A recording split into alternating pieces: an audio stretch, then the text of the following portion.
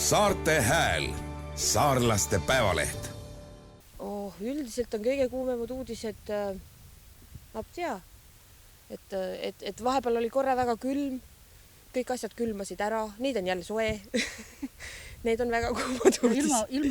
Ilma uudised, sest selle aasta on vaada, kui imelik ilm on, mõtle, mis kuupäev praegust on ja mis me teeme, istume kampsuniväel õues, päike paistab ning puudel on lehed külges. Merike tegi umbes saunavihtasid, ütles, et ikka ei saa, ikka olid kollaseks lehed läinud. Ja need kõik aia asjad külmasid ära, mis külmad andes see ära külmas. Pole säusäädust. Ja, mõtle oktoobri keskel. Pole säusäädust. Ja, selles mõttes, et imelik aasta on ilma poolest ning sellepärast see ongi uudis, muidu poleks. Ma käisin näiteks Iide külas laadal ja Iide laadal müüdi väga palju toredaid asju, siis ma tegin sealt ühe hästi pisise intervjuu laada korraldajaga. Ma tegin tegelikult väga palju intervjuusid, aga kuna meil on umbes 5 minutit aega, siis ma saan rohkem sinna saatesse panna lihtsalt. Aga mis sa jälle rääkis? Millest sa rääkisid? Ma pole mitte midagi rääkinud, ma rääkis ainult üldist juttu. Ajasin niisama mullikesi. Ta rääkis seda, mis ma talle ede kirjutasin ja mis ta ümber tegi. Ja mis ma pärast kõik ta oogis kangesti palju kenamaks selle kõik, mis ma kirjutanud tal olin. Meil oli nagu sedasi, et ma tegi nagu intervjuusid ning tema rääkis seal vahepeal sidus omavahel kogu need intervjuud. No mulle meeldib lära ajada ikka. Jah, selleks me su kampa võtsime. Jutuajad on kena ju vahel. Muidu igav ka. Ja siis meil oli koolilapsed natukese rääkisid.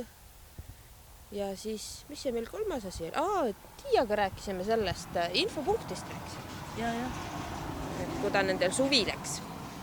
Seda kaasmahu muidugi sisse, see saade on liiga lühine, meitel oleks oma pool tundi ära läinud. Et me oleks ikka kõik saanud ära ütelda, mis meil õnnestus kogu kraapida. Mõni räägib hirpse palju, aga kui mikrofoni näeb, siis hakkab kohe kirjakeeles rääkima. Isegi kui sa tal ütled, vaada, katsu nüüd hoida, räägi nüüd sõrvekeeles mulle vastu. Tahab saa midagi sinna teha, ta ütleb ikka kirjakeeles. Seda on koolis kõvasti harjutatud ja see on inimestele hästi selgeks saanud, et au ja kiitus õpetajatele võimata asjaga hakkama saamise eest. Aga mina ei tea. No tegelikult inimesed rääkivad küll, aga nad ei mõtle selle peale. Jah, just. Nad ise arvavad, et nad rääkivad hirpse puhast kirjakeelt, aga tegelikult tuleb neid murdusõnud ja see intonatsioon, et see on ka ikkagi täitsa olemas. Ja tead sa seda kuuleb eriti hästi siis, kui sa oled ära salvestad ning siis pärast hakkad kuulma, siis saab hirpse hästi aru, et on murdekeeles. Kui niisama räägid, siis vaadad, näed, ta räägib nii kirjakeeles, aga salvestuse peale läheb ikka kuidagi rohkem sõrvekeeles see asi. Kui sa kellegite käest küsid, et kas sa murred räägid, siis ütlevad, et ei, ma räägin ette medad, ma räägin ette pired, mitte sugu ka, ma räägin puhast kirjakeelt. Ma mõistan ette medad.